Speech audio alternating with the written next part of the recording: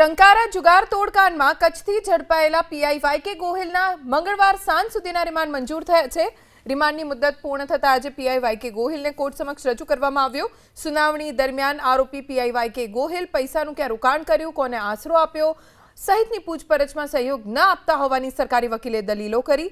ઝડપાયેલા head constable Mahipatsinh સોલંકીએ તમામ રકમ પીઆઈ વાયકે ગોહિલને આપી હોવાનું જણાવ્યું હતું। તેની તપાસ જરૂરી હોવાની પણ દલીલ થઈ।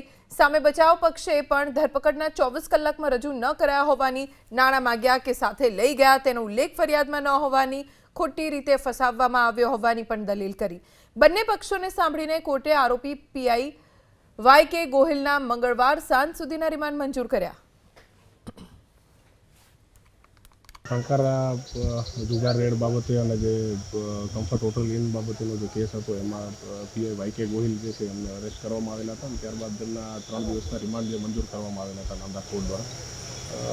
એમાં તપાસ દરમિયાન રિકવરી બાબતે ખાસ કરીને અમારો પ્રયત્ન હતો, પણ 3 દિવસમાં જે પણ છે એ તપાસના અમુક મુદ્દાઓ બાકી રહી જતા આજરોજ નામદાર સેશન્સ કોર્ટ સમક્ષ એમને ફરી રજૂ કરી અને ફર્ધર રિમાન્ડની માગણી કરવામાં આવી હતી અને નામદાર કોર્ટે આવતીકાલ સુધીના અમને રિમાન્ડ જે છે એ મંજૂર કરેલા છે।